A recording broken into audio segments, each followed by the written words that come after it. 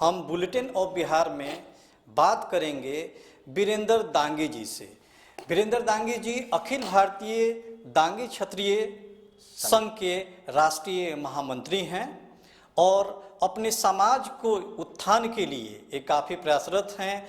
पूरे हिंदुस्तान का ये भ्रमण कर रहे हैं और एक बहुत ही इसको चौंकाने वाली बात नहीं कहेंगे, एक सत्य बात कि जगदेव प्रसाद जी जो कि एक बिहार में लेनिन के नाम से जाने जाते हैं, वो भी दांगी समाज से ही आते हैं।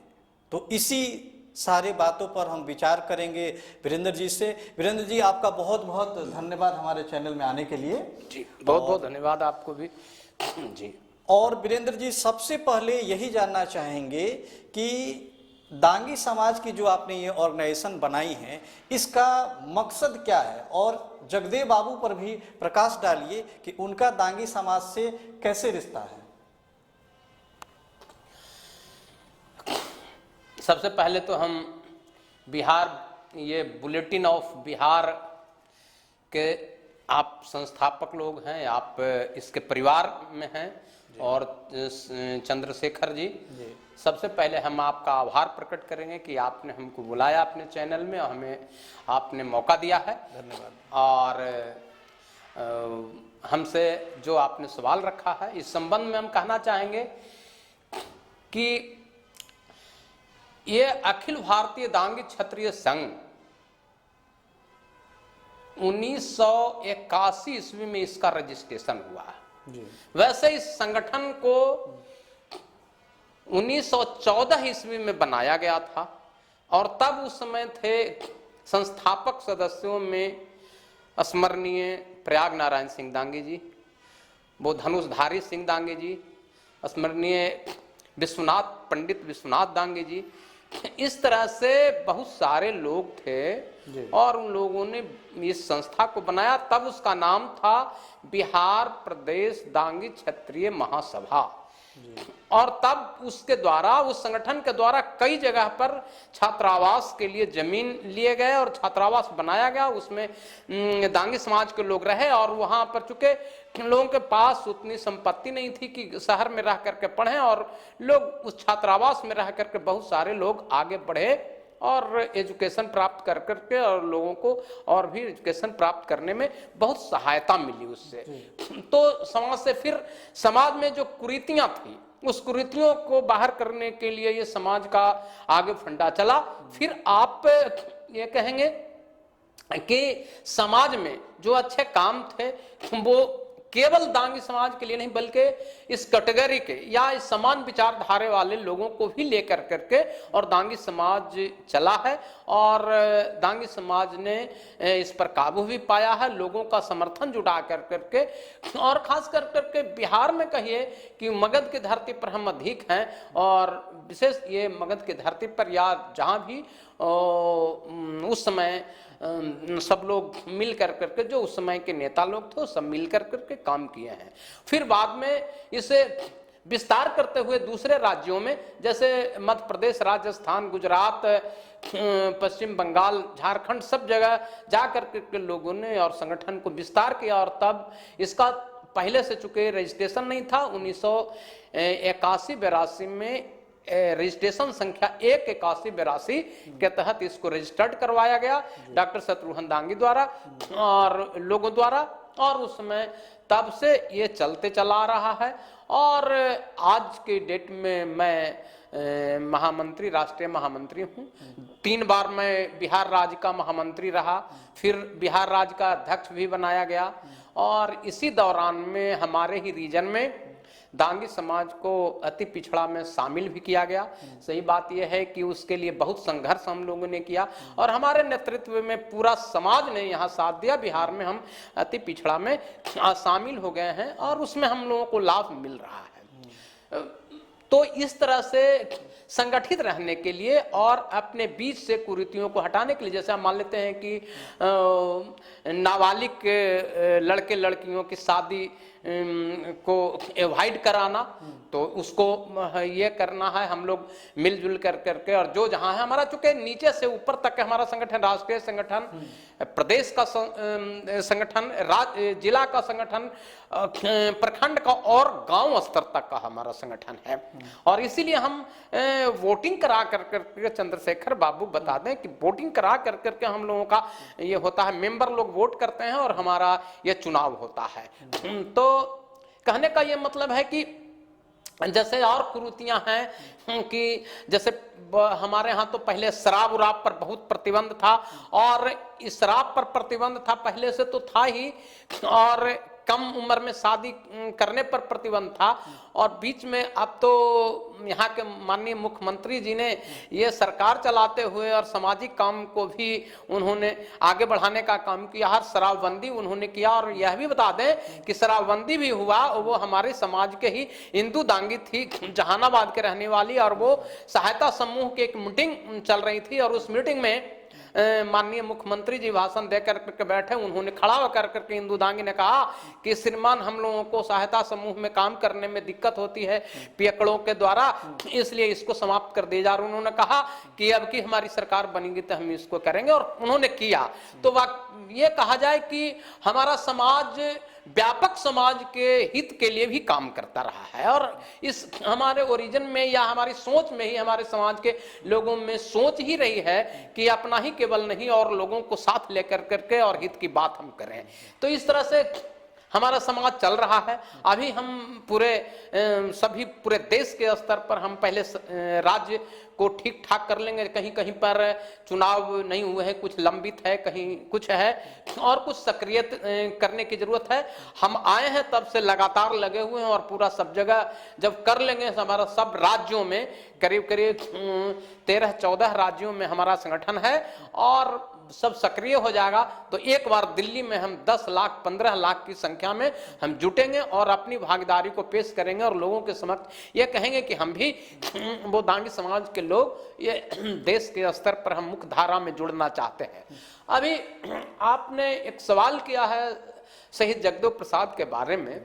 शहीद जगदेव प्रसाद में सही बात आपको लिया में अगड़ी पिछड़ी और वगैरह वगैरह की बातें छोड़ करके जो उनकी सोच थी, सही बात यह थी कि उस इलाके में कुछ दबंग लोगों द्वारा जब वो आते थे पढ़ने के लिए जहानाबाद, तो वो साफ कपड़ा पहन के आते थे, तो उन पर व्यंग किया जाता था या कीचड़ उछाल करके उनको इस तरह से किया जाता था। प्रताड़ित तो हुए हैं उस तरह से करते करते, और उनके वो पिताजी जब मरे तो उनके पिताजी की तबीयत ठीक नहीं थी, और वो देवता देवी का मानता जो होता है कि हमारे फलना बच जाएंगे तो हम ये करेंगे वो करेंगे, बहुत मानता दिया गया, लेकिन वो बचे नहीं। उस दिन से उन्होंने कहा कि ये देवता देवी तो रक्षक होते हैं, तो जब हमारे पिता को ये रक्षा नहीं कर सकते हैं तो ये तो भक्षक हो गए, इनको रहने की कोई जरूरत नहीं है। और घर में जा करके उन्होंने वहीं से जो भी पिंडी उंडी लगाया हुआ था वो सबको निकाल करके उन्होंने बाहर कर दिया, और घर में कहा कि इस तरह से कोई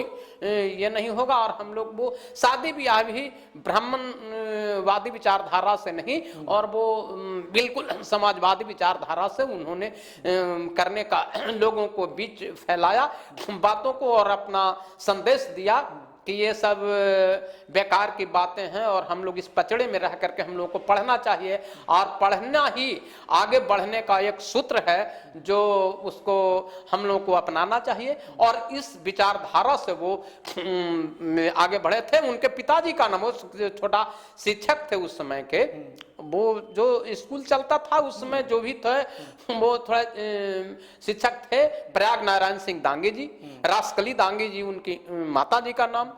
तो ये कहने का मतलब है कि विशुद्ध रूप से वो दांगी थे, इसमें कहीं कोई बात नहीं है। लेकिन चूंकि है क्या कि कुशवाहा समाज में बेटे बेटियों की शादी उन्होंने किया, तो लोग कहने लगे कि कुशवाहा परिवार से हैं, कुशवाहा परिवार से हैं। और वीरेंद्र जी, आम बोलचाल की भाषा बोल लीजिए, या आप बिहार में जैसे हम बातचीत भी करते हैं हम लोग किसी से, तो यही बोला जाता है कि नीतीश कुमार के तो जो समर्थक हैं वो कोयरी जाति के और कुर्मी जाति के हैं, कुशवाहा जाति के हैं, तो जगदेव बाबू भी कुशवाहा हैं। लेकिन आप ये बिल्कुल कंफर्म कर रहे हैं कि जगदेव बाबू जो थे वो दांगी थे।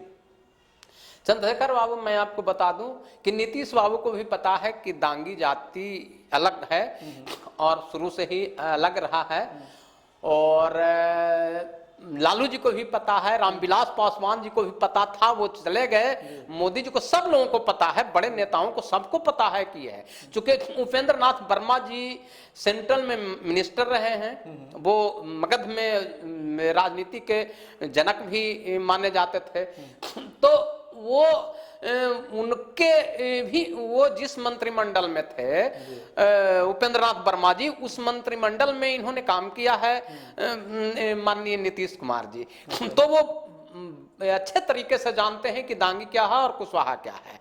तो कुशवाहा समाज से हम लोग नहीं है। कुशवाहा चूंकि कोई जाति नहीं है, आपको मैं बता दूं, ठीक है।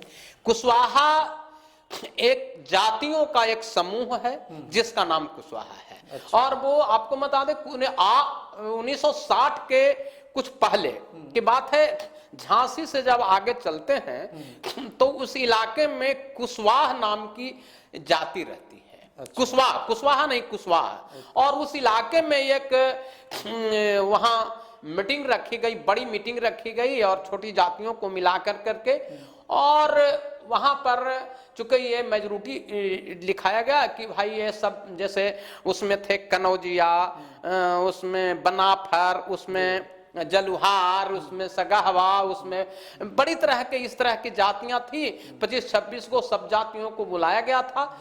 और वहां पर यह हुआ कि इस सब को मिला करके कौन सी जाति का नाम रखा जाए। तो चूंकि कुशवाहा नाम की जाति वहां पर थी अधिक, तो मेजोरिटी तो उसकी थी, तो उसने कहा कि कुशवाहा रखा जाए। तो उसको कहा कि नहीं, कुशवाहा नहीं, उसमें कुछ रद्दोबदल कर करके और कुशवाहा नाम रख दिया गया। अच्छा। अब बात क्या है सो जान लीजिए।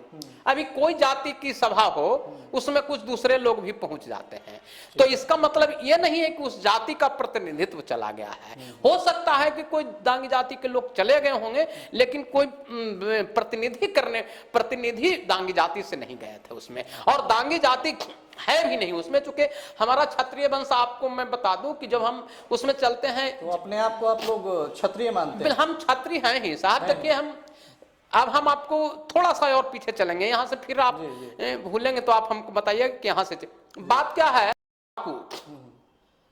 जब हम इक्ष्वाकु को लेकर करके चलते हैं साहब, तो उनके 100 पुत्र थे, सब लोग जानते हैं, जिसमें 3 पुत्र बड़े प्रतापी हुए, एक नीमी, बिकुछी और दंडक। तो एक को राज दे दिया गया मिथिला का, दूसरे को वो अयोध्या का, और तीसरा को वो विंध्य पहाड़ियों के नजदीक जो है वो दे दिया गया। वो राजा दंडक को वो वहां बसाया, जो वहां पर उन्होंने विंध्य पहाड़ियों के नजदीक उन्होंने अपनी राजधानी बसाई, उसका नाम दंडकापुरी नाम रखा। ठीक है कि नहीं? अपने नाम पर उन्होंने राजधानी बसाया और दंडकापुरी उसका नाम रखा। और वो उसके बाद क्या बोले, वो उसी वंश से हम लोग चले आ रहे हैं, वो राजा दंडक से हम लोग आ रहे हैं। अच्छा, ठीक है कि नहीं? अब जैसे अब देखिए, हम नहीं बोल रहे हैं, अब कुशवाहा समाज के लोग बोलते हैं कि राजा रामचंद्र जी के 2 बेटे हुए, एक लव और कुश, और वो कुश से वो लोग आ रहे हैं। बात को समझिएगा, हम नहीं बोल रहे हैं तो साफ, हम तो एक जो राजा दंडक से हम चले आ रहे हैं, वो 100 पुत्रों में 3 पुत्र जो बड़े प्रतापी थे, और बाकी 97 पुत्रों को ही लोगों को साथ दे दिया गया राज का चलाने के लिए, साथ देने के लिए। लेकिन हम राजा दंडक से चले आ रहे हैं, और कुशवाहा समाज के लोग कह रहे हैं कि वो कुश वंश से चले आ रहे हैं, और लव से कुर्मी समाज के हो गए। जो बातें लोग बोलते हैं उसके अनुसार, वही लोग बोलते हैं, उसके अनुसार हम बोल रहे हैं। तो आप समझिए कि राजा दंडक और बिकुछी और निमि के 64वीं पीढ़ी बाद राजा राम जी का जन्म हुआ था।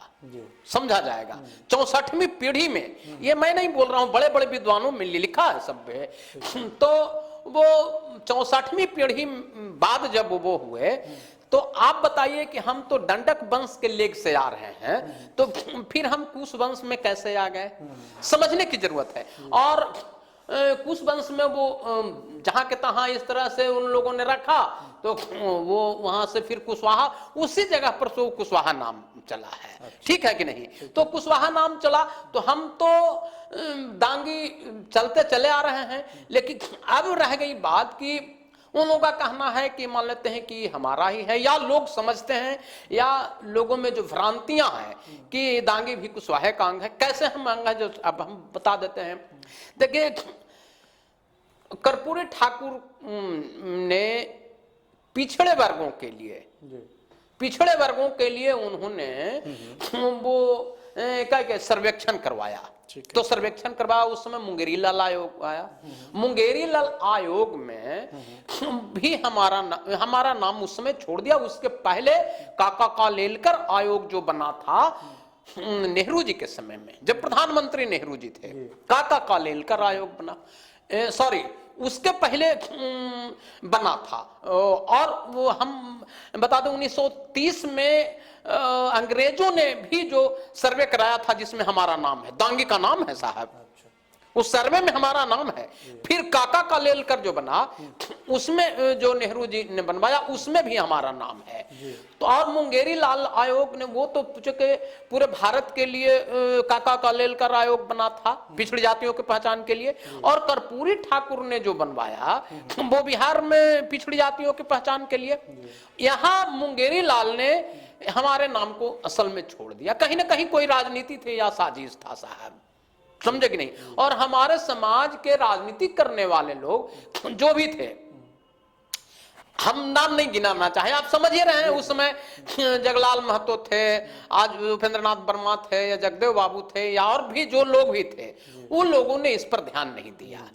और नहीं ध्यान दिया तो ये मुंगेरी लाल आयोग में छूट गया। जब साहब बीपी मंडल आयोग आया, विश्वनाथ प्रताप सिंह जब वो उन्होंने बनाया तो था वो मोरारजी देसाई ने, लेकिन तुरंत सरकार उनकी चली गई, इंदिरा गांधी जी की सरकार आई और ये हो गया। लेकिन जब विश्वनाथ प्रताप सिंह को जब खतरा लगा और जब उन्होंने ये किया, तो ये रिपोर्ट को जो उन्होंने बीपी मंडल आयोग ने जो रिपोर्ट दिया, उसमें साहब हमारा नाम है। अब नाम नहीं रहता तो हम आते कहां से, चूंकि हम ये दांगी जाति आई कहां से, कोई नाम कहां से आया। ये दांगी जाति कोई यहाँ अकेले तो है नहीं साहब, पूरे देश में जब फैला हुआ है, मध्य प्रदेश में चले जाइए, कहीं भी चले जाइए, तो हम दांगी जाति को बीपी मंडल आयोग में आ गया, बीपी मंडल आयोग में आ गया। फिर लालू जी की यहाँ सरकार आई तो कुछ जातियों को जब इस कैटेगरी से उस कैटेगरी में ले जाया जाता है, सरकार करती है, तो उसका नोटिफिकेशन होता है। और जब नोटिफिकेशन पूरा हुआ तो 90, 91, 92 में कोई सी जाति को कैटेगरी बदलना रहा, तो सभी जातियों का जब लिस्ट में निकला सूची में, तो उसमें हमारा नाम कहीं था नहीं। और वहां भी साजिश हुई, जहां भी साजिश। तो और वो कोयरी जाति जो पहले से चला रहा था, उस कोयरी जाति को हटा कर कुशवाहा लिखा गया और ब्रैकेट में कोयरी वहां कर दिया गया। अच्छा। तब वो हम लोगों के उस समय जो नेता थे संगठन के, उन लोगों जैसे शहीद द्वारिका प्रसाद दांगी, उनकी भी अलग एक कहानी है। उनको भी नक्सलियों ने मार दिया था वहां पांकी में, ठीक है कि नहीं। वो इनका अंबेडकर साहब का जयंती मना रहे थे पखवाड़ा, उसमें उसके बाद वो हमारे अध्यक्ष थे उस समय प्रदेश के, और स्मरणीय राजेंद्र सिंह दांगी थे, गया जिला के ही, वो थे महासचिव। लोगों का स्वाभिमान जागा और उस समय जातियों का बहुत सारी जातियों का सम्मेलन अधिवेशन हो रहा था, और उसी में हम लोगों को जो ये पिंच किया कि हम लोग कहीं है नहीं और हम लोगों को आरक्षण का लाभ नहीं मिल रहा है। देखिए, छात्री होना अलग बात है साहब, देखिएगा, यही भ्रम हो जाता है। छात्री होना अलग बात है और आरक्षण में जाना अलग बात है। आप कहीं कहीं सुनिएगा कि ब्राह्मण लोग भी अनुसूचित जाति में है, ऐसा है साहब। कायस्थ लोगों ने भी कहा था कि हमको तो एक धूर जमीन नहीं है, हमको लालू जी को उन लोगों ने कहा था कि हमको हरिजन में घोषित कर दीजिए। तो ये अलग बात है साहब, छात्री होना अलग बात है और आरक्षण होना अलग बात है। तो हमारे लोगों ने कहा कि हम कहीं नहीं हैं और हम आरक्षण के, जब हमको आरक्षण मिल जाएगा तो हम थोड़ा आगे बढ़ेंगे और समाज के मुख्य धारा में हम जुड़ेंगे, हम आज कुछ नहीं है। तब लालू जी को हमारे समाज के ही लोगों ने, कुछ लोगों ने भरमाया और ले जा रहे थे चतरा का। जब हमारा 2 दिवसीय यहाँ कार्यक्रम था पटना के गांधी मैदान में, तो उनका प्रोग्राम ले लिया गया, ये साजिश के तहत। अपने लोगों में भी जिनका कुछ पहले मैंने आपको बताया है भी कि कई लोग इस तरह से बोलते, तो उन्होंने जब इस तरह से लिया। लेकिन लालू जी ने क्या किया, जब वो उस समय 94 में जो वो मुख्यमंत्री थे, तो ये पहला दिन जितना जो दांगी लोग यहाँ जुटे थे, पहले दिन पूरा भर गया गांधी मैदान। उन्होंने हवाई सर्वेक्षण करवाया और देखा कि इतनी बड़ी संख्या में है, उनको समझ में भी नहीं था। छपरा से बराबर वो एमपी भी जीतते थे। आपको बता दें, छपरा सारण जिला में हम 85 गांव हैं साहब, 85 गांव हैं साहब दांगी के। हाँ, दांगी, केवल दांगी साहब जी। तो छिपा हुआ था इस तरह से। तो है क्या, तो लालू जी ने क्या किया कि सर्वेक्षण करवाया, देखा कि ये है। वो चतरा वाला प्रोग्राम को उन्होंने कैंसिल करा दिया। पहले से तो इनविटेशन चुके दिया हुआ था, यहाँ पर कंफर्म नहीं किए थे, वो धड़ल्ले से अपने चले आए साहब, हमारे मंच पर आ गए। हाँ, समझेंगे नहीं। और वो उस समय उनके समक्ष अपनी बातों को रखा गया, डॉक्यूमेंट दिया गया, और उन्होंने उसी समय कह दिया कि हम पिछड़ा वर्ग आयोग में आपके समाज से एक मेंबर को दे देते हैं। और डॉक्टर रामेश्वर प्रसाद जी थे, वो कई कॉलेजों में रहे थे, यूनिवर्सिटी में भी प्रोफेसर रहे थे, उनको उन्होंने पिछड़ा वर्ग आयोग का मेंबर बना दिया। और तब उसके बाद ये चलने लगा। वो एक सीताराम नहीं, देखिए क्या नाम था, भूल गए साहब, वो झारखंड चले गए थे, तो वो भी यहाँ पिछड़ा वर्ग आयोग में मेंबर थे, समझ गए कि नहीं। तो उनसे इनकी नहीं बनती थी। जो सर्वेक्षण करवाया गया, जब जातियों, इस जाति के कि किस कैटेगरी के लायक ये है, ठीक है ना, तो उस कैटेगरी में लाने के लिए उस समय हम जो स्थिति थी हमारी या परिस्थिति थी, वो जो मार्क रखा गया था, वो हम अति पिछड़ा में जाने के लायक उसी समय थे। लेकिन क्या हुआ कि उनकी नहीं बनती थी, देखिए भूल रहे हैं उनका नाम, तो वो जो अभी पिछड़ा वर्ग में वो थे, तो इन्होंने कहा कि जब ये मार्क्स आ गया है, अति पिछड़ा के लायक तो अति पिछड़ा में किया जाए। सेक्रेटरी वो देने के लिए तैयार थे कि नहीं, जब इस तरह से आया तो। लेकिन उनका कहना था कि जब मांगा ही गया है पिछड़ा वर्ग में के लिए, तो हम अति पिछड़ा में कैसे करेंगे।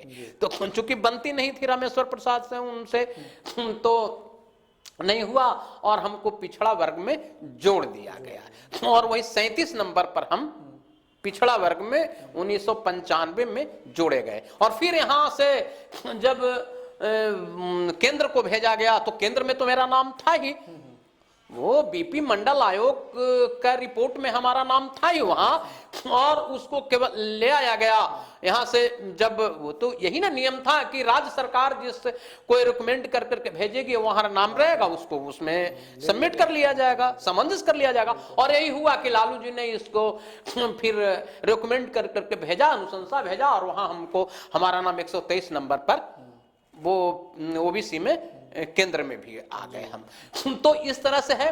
अब जहां तक जगदेव बाबू की कहानी है, कि जो मैंने कहा कि बेटे बेटियों की शादी, ये सब, मैंने तो कहा कि वो 90% को मानते थे कि सब एक परिवार के लोग हैं और हम लोग वंचित हैं, हम लोगों को भी पढ़ाई चाहिए, दवाई चाहिए, मकान चाहिए, खाना चाहिए, सब ये चाहिए।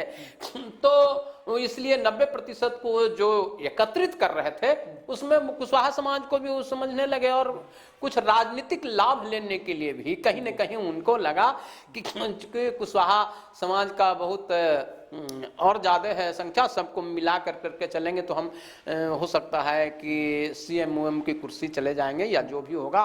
तो ये सब करने के लिए उन्होंने शादी ब्याह करना शुरू कर दिया।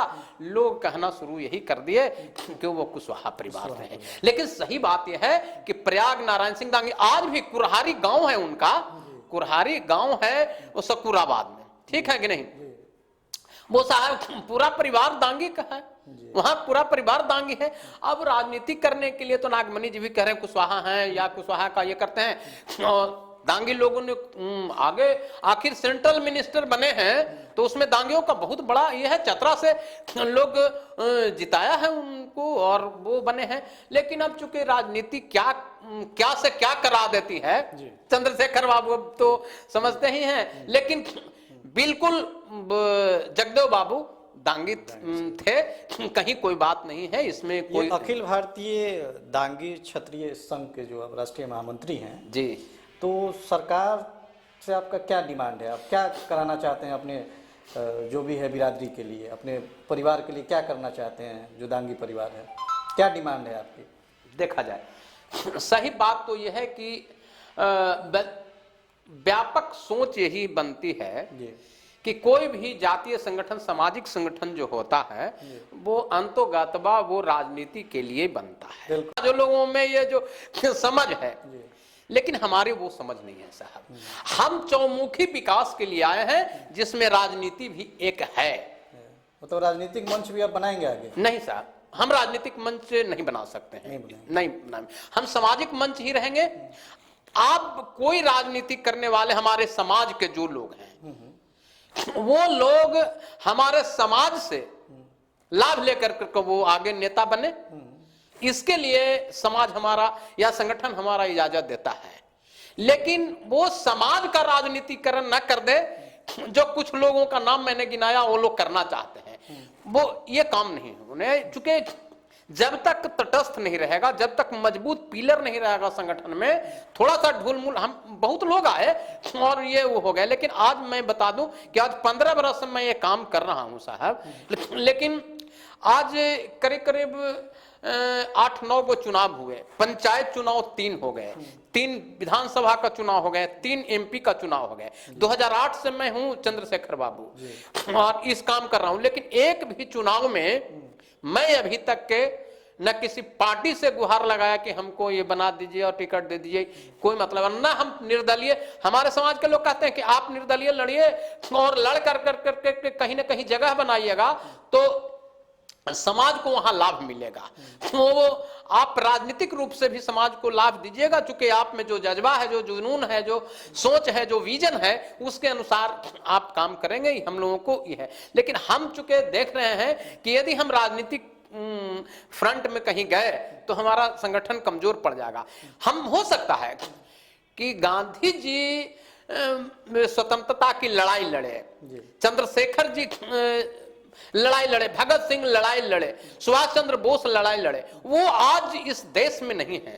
उनकी आने वाली पीढ़ी जो थी, उसे सोचा कि आने वाली पीढ़ी हमारी स्वतंत्र हो जाएगी तो वो कम से कम ब्रिटिश से छुटकारा पा जाएगी, ये सोच करके वो लोगों ने किया था। मैं भी यही सोचता हूं। मैं भी सोचता हूं कि हमारा संगठन यदि मजबूत हो गया तो हम कोई राजनीति करें या ना करें, हमारा नाम कोई कम थोड़े हो रहा है। आखिर चंद्रशेखर बाबू बुलाए हैं, आखिर हम कोई राजनीतिक के नाम पर तो नहीं बुलाए हैं, हमको एक सामाजिक के कार्यकर्ता के नाम पर बुलाए हैं। इसलिए मैं सोचता हूं कि आने वाली पीढ़ी राजनीति करेगी। इस जब संगठन मजबूत हो जाएगा तो इसके आधार पर वो हमारा जो समाज कहेगा, जो संगठन कहेगा, उसके अनुसार ये करेगा, लोग करेगा। आज है कि ढुलमुल नीति के तहत जो लोग कर रहे हैं तो वो कोई बात नहीं है। हमारा संगठन बिल्कुल सामाजिक काम ही करेगा और उसमें यह नहीं कि हम दांगी जाति के हैं इसलिए दांगी जाति के हित में किसी दूसरे जाति का अहित करने, यह उसूल नहीं है साहब। अपनी जाति का हम चौमुखी विकास करें, इस उद्देश्य से हम आए हैं। लेकिन उसमें राजनीति भी है, उसमें हमारा समाज और भी, हम 11, 12, 13 राज्यों में हैं, उसके अलावे भी हम खोज कर रहे हैं कि और कहां कहां है। हम वो खोज कर करके हम ला रहे हैं दांगी जाति को। या मान लेते हैं जो जहां की समस्या है, जैसा मान लीजिए कि मध्य प्रदेश में समस्या है कि कई लोग हमारे वहां, जैसे अब खास करके आप पढ़े होंगे, वृंदालाल वर्मा जी की एक किताब उपन्यास है और वो है विराटा की पद्मिनी। और विराटा की पद्मिनी वो दांगी थी, ठीक है ना। विराटा की पद्मिनी वो खिलची का नवाब, वो जो है ना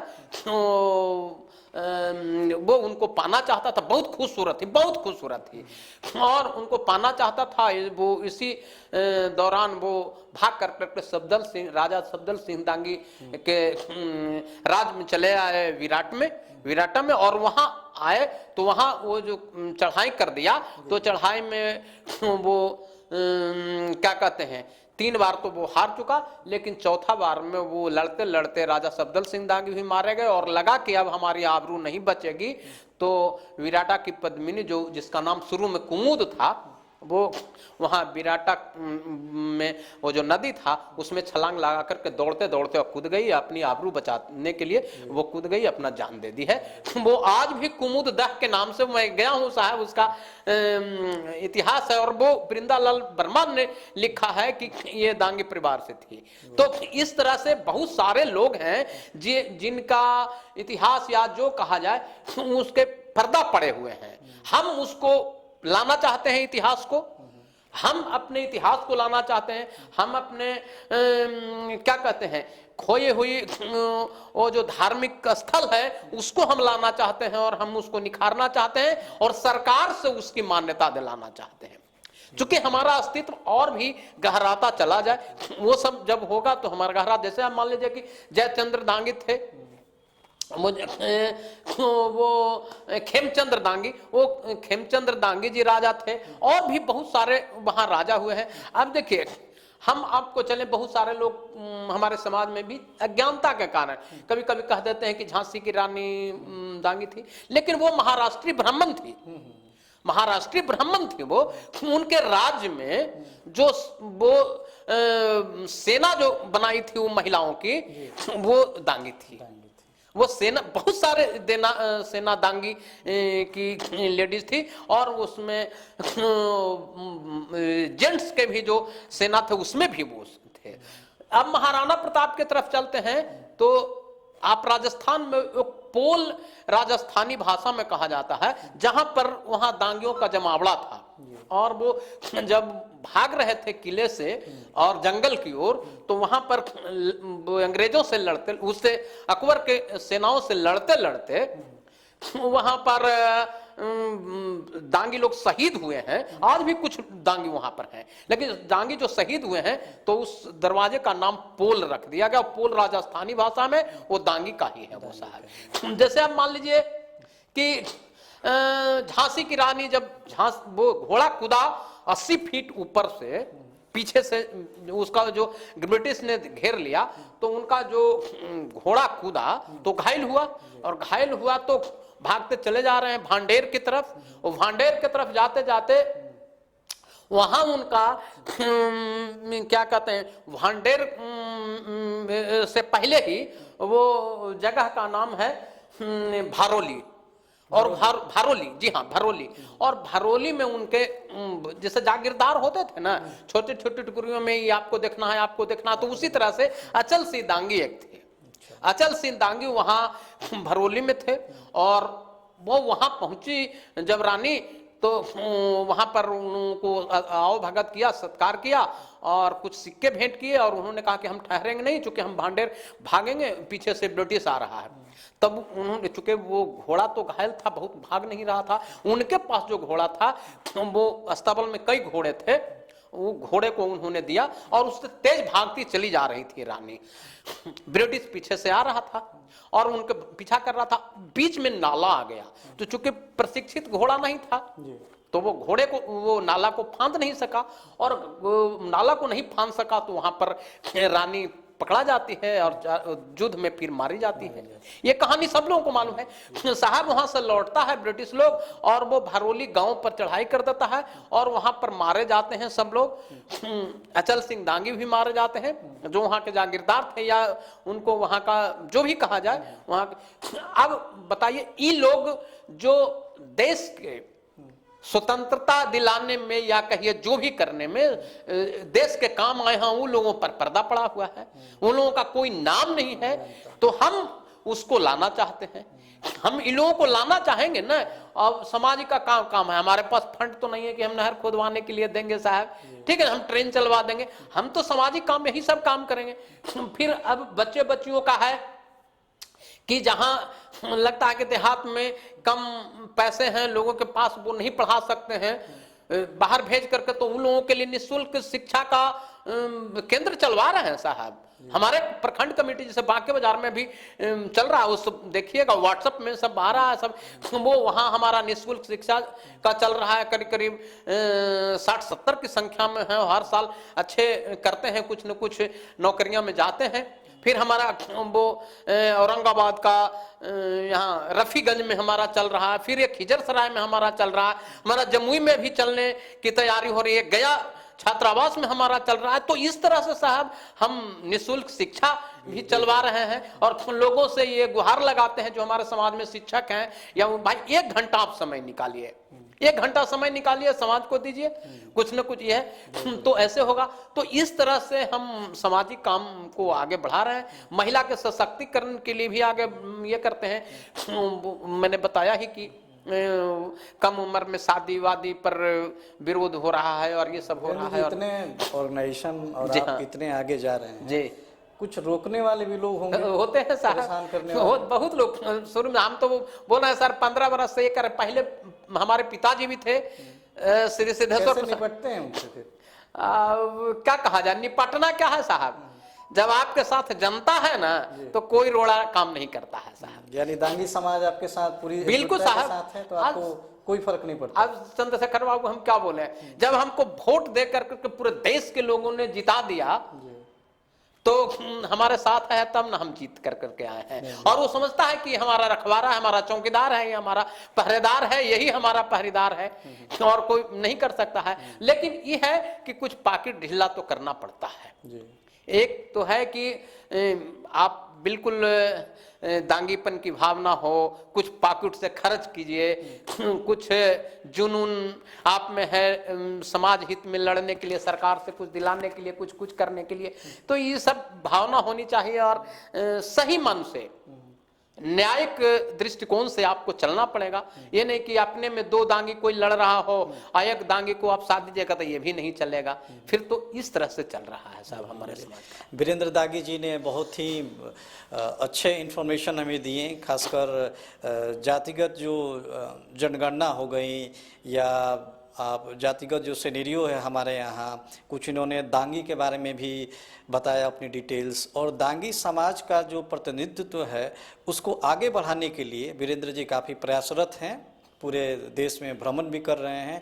बिहार की विधानसभा की बहुत सारे ऐसे सीटें हैं जहां पर दांगी समाज का बहुत ही ज़्यादा वर्चस्व है, खास करके जमुई लोकसभा का सीट हो गया, उदय नारायण चौधरी जहां से जीत कर आते हैं, इमामपुर सुरक्षित जो सीट है, इमामगंज जो सुरक्षित सीट है, उस सीट पर भी दांगी समाज का काफ़ी दबदबा है। गया के आसपास में मखदुमपुर वगैरह जो सीटें हैं ये काफ़ी मायने रखती हैं दांगी समाज के लिए, और दांगी समाज के लिए वीरेंद्र जी अपने ऑर्गेनाइजेशन को लेकर काफ़ी अच्छे तरीके से आगे बढ़ रहे हैं। वीरेंद्र जी, आपका बहुत बहुत शुभकामनाएं, आपके और आपके ऑर्गेनाइजेशन को भी, साथ साथ आपके समाज को भी, कि अपने समाज को आप इसी तरह से जागरूक करते रहिए। और मेरा दर्शकों से, खासकर दांगी समाज के सारे जो युवा हैं या सारे लोग हैं, उनसे गुजारिश होगी कि वीरेंद्र दागी जी के इस अनुभवी कदम पर सब लोग साथ निभाएं। वीरेंद्र जी, आपका हमारे स्टूडियो में आने के लिए बहुत बहुत धन्यवाद। बहुत बहुत धन्यवाद आया है, इसको शेयर किया जाए और सब्सक्राइब किया जाए हमारे समाज से।